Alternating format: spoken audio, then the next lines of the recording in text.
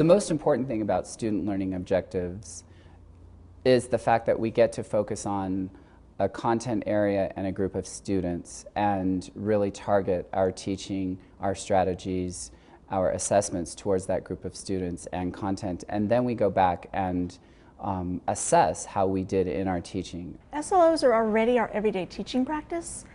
What we really do is refine our units using the SLO process. We're already teaching with rigor and we're already teaching the concepts. Using the SLO process just makes sure that we are focused on the content.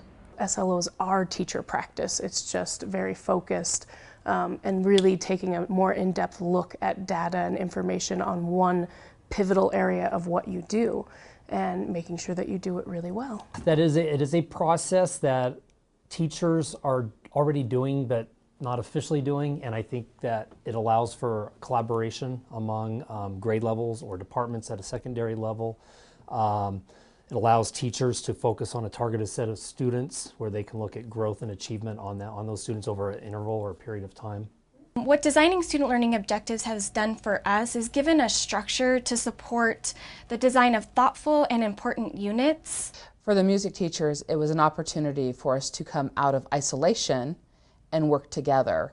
SLOs gave us an opportunity to look at our standards, to design an assessment, and many of us found that we were underestimating our students during it. And SLOs gave us a time to dig in and really find out that we needed to move a little faster with our kids. So working with my colleagues, we were able to develop a rubric, come up with ideas as to how to assess.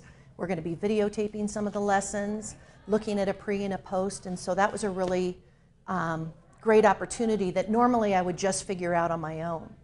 Student learning objectives connect to everyday teaching practice because it's what teachers are already doing for the most part in their classroom.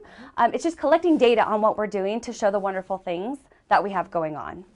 They're already doing most of what is in the process. They're already looking at lesson plans. They're already planning out for what types of instruction they're going to use, what students need the most assistance.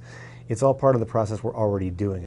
We tie it into everything. We're tying into Common Core, we're tying into our PLCs, teachers that are in professional growth plans, that's what they're using. I have taught elementary music for 20 years, and I've been in a room pretty much by myself for 20 years. I've attended a lot of trainings with other staff members for English and math, but this was my opportunity to work with people in my field and really have deep discussion about what we were teaching. We've really dialed in our PLCs because of this, I think. The opportunity to really dive into what you're teaching, contemplate it, reflect upon it, discuss it with another colleague. We just have such great ideas that it was wonderful to combine them and come up with a richer, healthier unit. And I learned that even though I might have a unit or an idea in my mind, by putting it together with colleagues, with student-guided instruction as my focus, my unit became much more solidified. The collaboration has been awesome, and we've struggled at our school sometimes with the PLC time and making sure that we're really getting somewhere with what we do. SLOs gave us a focus to talk about and what we were doing in our classes and how it was going. That PLC talk felt a lot more effective and like it was really getting to something that was affecting student achievement. The benefits that I've gained, the collaboration with grade levels, the collaboration with individual teachers, even my collaboration with students. By looking at a teacher's SLO and going in and being able to kind of coach towards what their SLO said is a great advantage for me because I know that's what the teacher is working on. It's allowing me to identify those students that typically get overlooked. What it did was it gave me an opportunity to look one-on-one with students. I learned a lot more because I took a deeper look at information about them, more sources of data about them. So especially that class that I focused on, I got to know them data-wise a lot better and got to see how that helped me make better decisions about what to do for them. I've looked at something that I've used in my classroom and through a different lens, evaluating what would be best. Collaboration. Invigorating.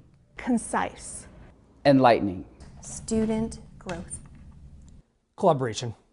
Enlightening. Challenging. focusing on the kids. And I promise you, at the end of the process, when you turn in your student growth targets, you will be a better educator. I think one of the great things about it is it really helps us become better at our craft. Our school actually has grown a lot because of the process. But I've learned things from that SLO process that without it I wouldn't have gotten. Our school's teaching practices have changed because now we're more focused on specific strategies or for specific learning models that we want vertically. SLOs, while they may sound daunting, they really are not daunting. It really is beneficial for our kids and for our teachers. It really makes us focus on our practices and what's best for kids. I think the SLO process just shows what great work Washoe County School District teachers are already doing. It's nothing that we haven't done. It's just putting it on paper and actually spotlighting the good instruction that's going on in our classroom.